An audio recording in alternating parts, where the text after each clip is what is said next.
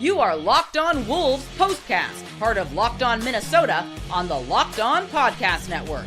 Your team every day. Never a doubt, baby. Never a doubt. T-Wolves follow up maybe their worst game of the year with maybe their best after a beautiful, Jack, it was glorious, a beautiful beatdown on the Thunder. Final score versus OKC, 116-101. What's going on back in the lab, back at it? Another T-Wolves postcast episode right here, Locked On Sports Minnesota Network, your team every day. Jack Borman with me as always. Give him a follow at JRBorman13. Jack, lots to get into from this one, including, and again, one of the Wolves' best games of the season versus one of, if not the hottest team in the league, the Oklahoma City Thunder. But first, quick reminder, tonight's episode brought to us by Game Time. Game Time, download the Game Time app, create an account, use code LOCKEDONNBA for $20 off your first purchase. That's LOCKEDONNBA for $20 off your first purchase. All right, so Wolves doing everything in their power tonight, probably to come in and just try to end the first half of the year on a high note before the All-Star break. Problem was, I mean, especially on paper, it just kind of felt like a David versus Goliath matchup, right? No Rudy, no Conley, obviously no Julius still, no DDV, and you're going against the best team, or at least the hottest team in the NBA, winners of 24 of their last 27. But just go figure, Jack. Like, of course, this team would rise to the occasion. National TV, they'd come out, they play arguably their best game of the year, 37 points in the first quarter. They start this game up 13. They go into the locker room up 8. That's kind of when I felt like, all right, maybe they're going to start to come back down to earth here. OKC is going to clamp down. But no, it was the Wolves that did the clamping. They put together just a fantastic outing from start to finish. They never trailed in this game for even 1 second. Naz Reid, absolute baller, just a superstar, 27 points, but did it on both ends of the court. Jaden McDaniels, 21 points. Even our guy, Terrence Shannon Jr., he got in on the action. He added a huge spark, 23 plus minus in the plus category. Again, final score, 116-101. Wolves improved to 31-25 now on the year, 6 games above 500. Big picture, real quick, 60 seconds.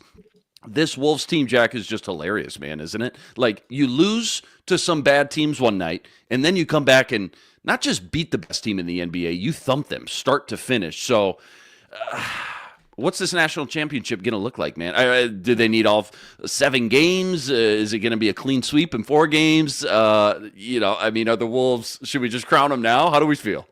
Yeah, I mean, the team just makes no sense. It's pretty funny. Figure it out. How that works. Make it make sense. Yeah, I think it's just kind of a, whatever you expect is going to happen is probably going to be wrong going into any given game. But this is really important for the Wolves in terms of just,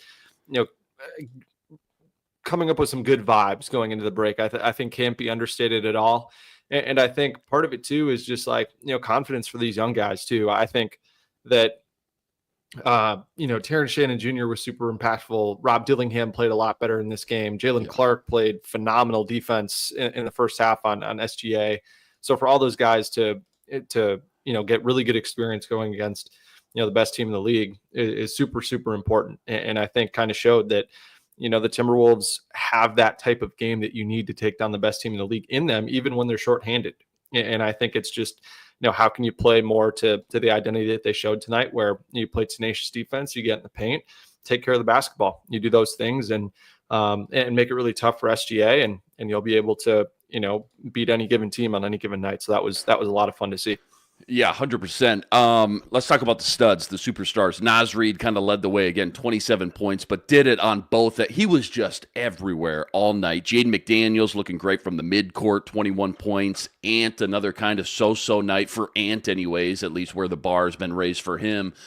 Just talk to me about, kind of the studs, who added the most, I guess, how they got there, how they kind of held on as well throughout. OKC, they tried, they battled a little bit. They had some spurts again. There was a few moments where I felt like, okay, here comes the big OKC run. But, who kind of led the way tonight, I guess. And, what was the catalyst for that specific player?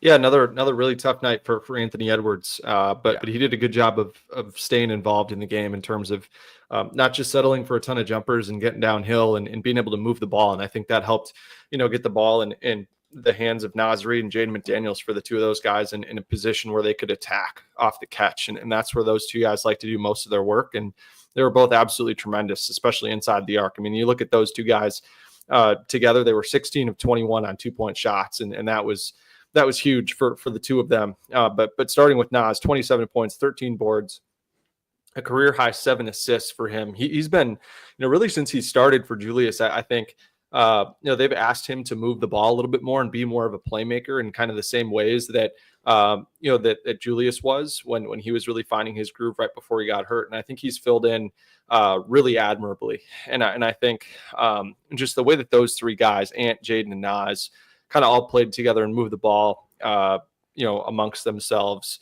and getting, the ball to the corners too, for guys like Shannon and Clark to be able to attack from too was really important. And just for Naz, I think, for Naz to do this on national TV certainly is important, because I know that there are some people that got a chance to watch Naz in the playoffs last year and understand how talented he is. But I mean, he is legitimately an all-star caliber offensive player. Mm-hmm. It is not normal at all for someone that is 6'10", 250, 260 pounds of just, pure muscle to be able to move the way that he does and do the things that he can do with the basketball, the handles, the step backs, the way that he can slam on the brakes, the agility and footwork he has, Euro stepping and on his post footwork is crazy. Hitting step back threes, running hooks over both shoulders, all of his handles and footwork on the drive is just incredible to watch. And I think for him to put up 27 on 11 of 18 shooting against, two really strong interior defenders in Isaiah Hartenstein and Chet Holmgren is absolutely nothing to sneeze at. And for him to be able to pick up the slack on a night where, second night in a row where Ant just didn't have it, and Naz in a post-game interview with TNT admitted that everyone was a little tired last night and they just kind of had to dig deep tonight. And so for him to deliver 27 on super efficient shooting, and then for Jaden McDaniels to kind of be his co-star as a scorer tonight was awesome to see. And I think, we'll remember this month-long stretch if Jaden McDaniels really continues to play at this level and continues to be that really strong tertiary and on some nights secondary scorer for the Timberwolves. That, losing Dante DiVincenzo and Julius Randle has been super important for Jaden McDaniels' development, just for him to be forced into a role where he's got the ball in his hands more. He's asked to create his own shot more, and he's certainly capable of doing it. And I think, how many times have I been on the show with you banging my hands on the table figuratively and literally that Jaden McDaniels has the talent to be able to average 17, 20 points a game, and the Wolves just need to utilize him more as a scorer. And it really feels like, ever since those two guys have gone down, that he's been right there averaging, 15, 17 points a game on pretty efficient shooting. And for Jaden, what I really appreciate is, last season or in seasons before, if his 3-point shot wasn't falling, all of his aggression would just go out the window. But that has not been the case this season whatsoever, especially the last month and a half, where, if his 3-point shot's not falling, he's still trusting in it. He's still taking open threes that he should take. But then he's also super willing to just pump fake and put the ball on the ground and score in the mid-range, especially. I think for Jaden McDaniels tonight, like I said, 8 of 12 on 2-point shots, 1 of 6 on 3-point shots. But, the way that he had a couple of isolations where he just got into the post and then had post fadeaways over smaller defenders is super important, considering that a lot of teams like to hide smaller defenders on him.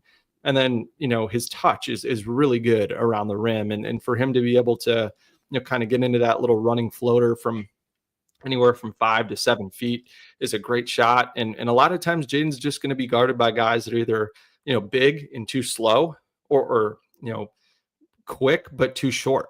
And so I think for him, being able to take advantage of both of those types of mismatches that he often has almost every single night is going to be really, really important. And then, for him also 5 assists tonight. Now, Jaden's guys normally around the 2 to 3 assists per night range. But again, when he's had the ball in his hands, he's proven to be more than capable of delivering on time and on target touch passes, whether it be, pocket passes in the 2-man game or lobs even to Rudy, or just making simple reads and kickouts back to the perimeter has been awesome. So really, really cool to see those two guys shine.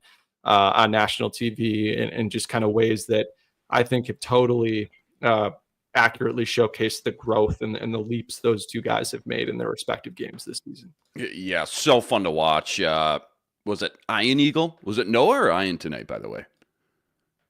Iron. It was OG. Iron.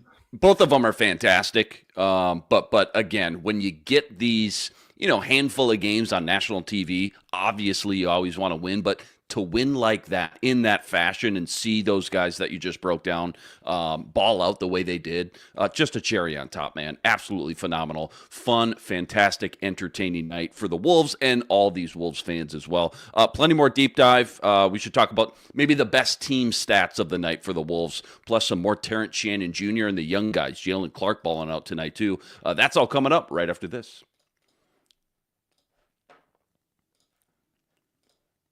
Quick reminder, tonight's episode brought to us by FanDuel. FanDuel, America's #1 sportsbook, an official sportsbook partner of the NBA. Right now, FanDuel is giving you a chance at a huge return, $200 in bonus bets guaranteed when you win your first $5 wager. Why love FanDuel? When you get the hunch in the middle of the game, you can go check out the latest stats. You can view live play-by-play and so much more, all on the same page where you place your bets. Again, $200 in bonus bets guaranteed when you win your first $5 bet. Go check it all out over at FanDuel.com. Get on some NBA future action while you're there. Naz Reid, 6 Men of the Year odds.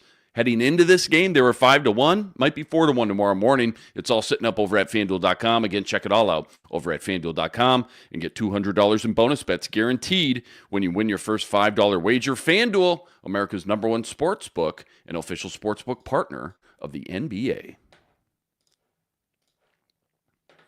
All right, before we get to the team stats, I don't want to be a prisoner of the moment. I truly just want to sit here and enjoy this one game for what it is. It's one game, but I see a lot of people in the chat. What do you do now when guys like Julius and DDV and everybody's back and healthy? Like, should Naz Reid be starting now? Or what do you do with Julius? Like, what's just your knee-jerk reaction, I guess, when people bring that up, especially after a game like this, though, tonight? Yeah, I think it's hard to argue that Naz Reid is a better player, or it's hard to argue against the notion that Naz Reid's a better player than Julius Randle is at this point, at least as a Minnesota Timberwolf. And I think Naz should certainly be starting when everybody is back. I think he's better on both ends of the floor right now.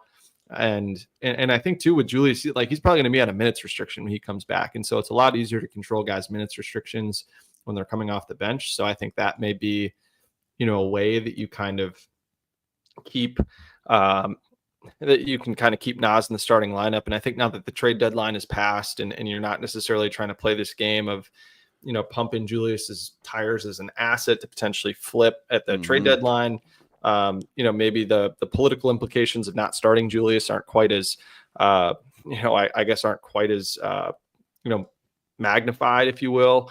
So I would continue to start Naz. I would continue to start Dante. I think having a big time shooter next to Ant is super important. And then, you'd still have, your Julius and Nikhil coming off the bench, but I would have Terrence Shannon Jr. As and Mike Conley coming off the bench as well. But I'd have Terrence Shannon Jr. as my 9th guy. I think just the downhill aggression that he plays with and the speed and the force that he plays with is super important, and a guy that is totally able to give you, anywhere from 8 to 14 points a game in a short spurt of probably playing 10, 11 minutes a night as the 9th guy. I think he's more than comfortable of coming in and playing really well in those short stints. I mean, tonight in the first quarter, he was awesome. In his first few minutes in this game tonight, got to the free throw line 4 times, made all 4 of his free throws, had 2 really impressive rebounds, flew up the floor, made a 3 en route to having a 13.6 rebound night for him. And the Timberwolves won 27-22 in bench points, and that was a huge. You talked about that. You talked about that last night. How huge that the bench difference was going to be in this game. Yeah, for sure. Because OKC coming into this game, 15th in the league, the last 5 games in bench scoring at 38 points a game. And the Wolves were 27th at just 23 points a game. And so they did, they outdid that tonight. But the bench significantly outplayed Oklahoma City's bench. And I think that's a huge reason why I think a lot of people are a little skeptical of Oklahoma City going into the playoffs, just because I think, obviously if SGA is struggling, there's not a whole lot of other ball handlers behind him that can step in and help. And you just never know what you're going to get off the bench with them. And Oklahoma City on some nights plays 11, 12, sometimes even 13 guys, depending on, who's all active for them. So TJ was great though. Loved seeing him. He's the guy that I would choose to play in the rotation, just because, out of the three young guys, just because I think, if you're grading out of a 1 to 10 system, like Jalen Clark's probably a 9 out of 10 on defense, but is probably a 3 out of 10 on offense. And Rob's probably a 6 out of 10 on offense and a 2 out of 10 on defense. And it feels like TJ at this point is like a 7 on offense and a 6 or a 7 on defense. I just think that, there's not really a glaring weakness in his game right now, at least especially polished in that role as a ninth guy. So, that's what you'd expect from a 24-year-old rookie. And I just think, his ability to get out and transition and run and create easy buckets is super important. I think you saw that too on that really impressive finish that he had over Chet Holmgren in transition tonight. Yeah. So he was huge. And then Jalen Clark too. You look at the box score and you might say, oh, tough night for Jalen Clark, but his defense on SGA in the first half of this game was absolutely incredible. To have that's what everybody's talking about right now. Yeah, that's what everybody's talking about. Yeah, have your first career start be against Shai Gilgeous-Alexander.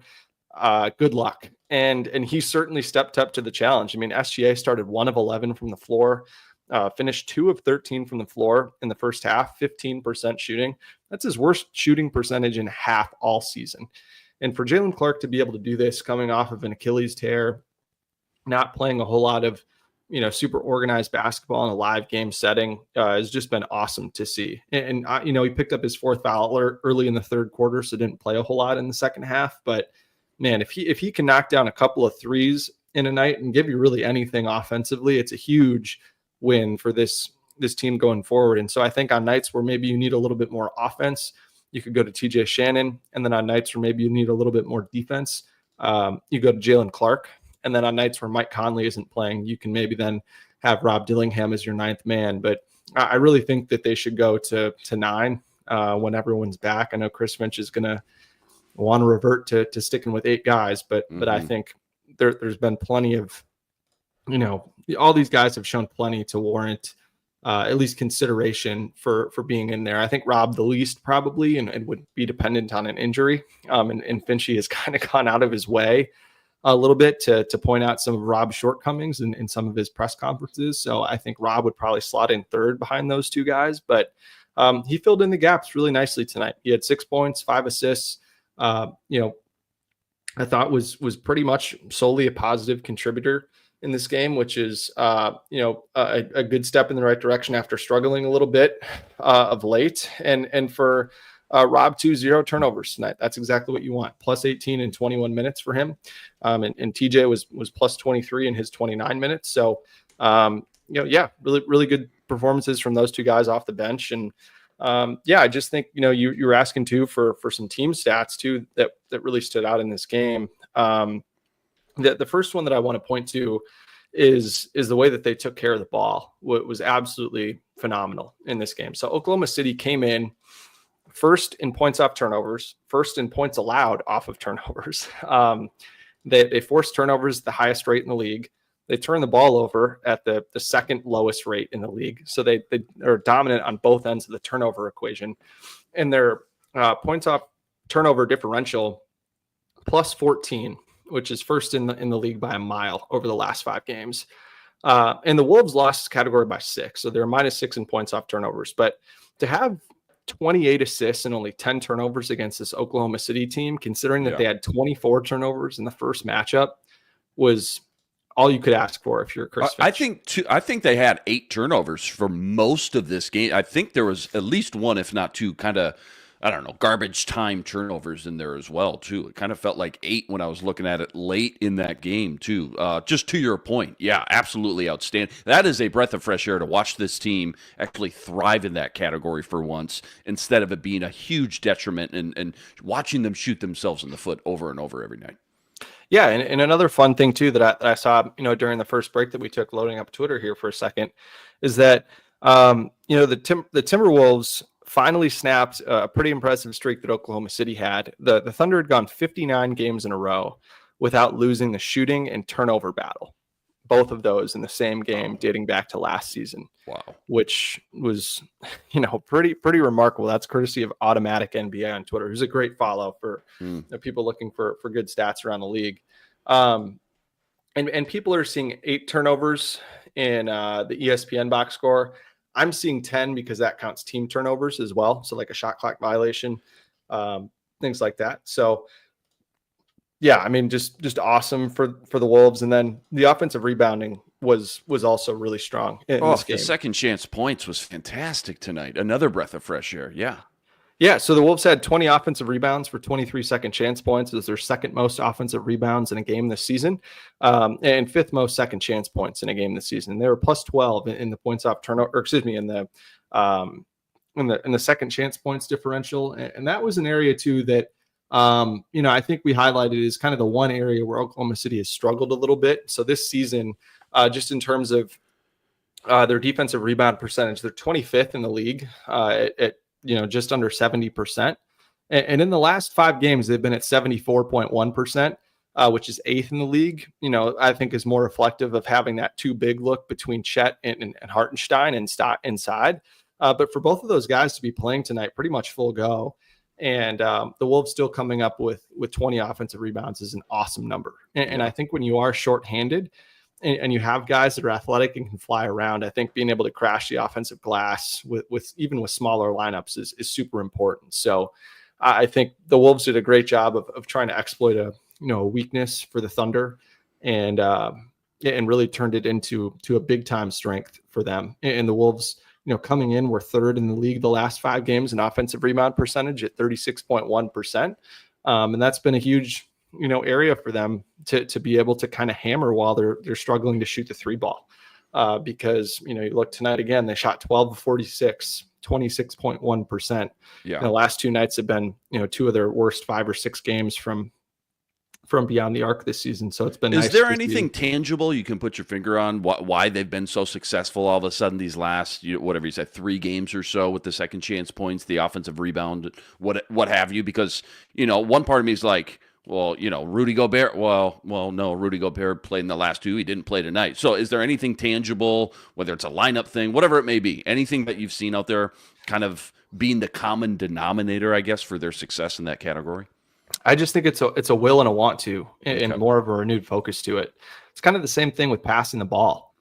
I don't think that it's some special talent or skill that a lot of these guys have. I just think it's more of, everyone kind of locking in together and saying, hey, we got to do a better job of every single possession. You got to focus on winning this possession. Part of winning this possession on the offensive end of the floor is trying to crash the offensive glass. And I think they probably weren't super concerned about Oklahoma City getting out and running in transition, even though, Oklahoma City has been, largely pretty good in that category, at least recently, but at least over the course of the season, they haven't been a team that just kills you on the fast break. So I think they're probably thinking, the opportunity cost of crashing the offensive glass is probably worth it, considering that, if we aren't able to come away with offensive rebounds and maybe they have a 4-on-3, that they're probably not going to be able to consistently score in those situations, or they're going to want to, pull it out and try to set something up in the half court because they're a wildly efficient half court offense. So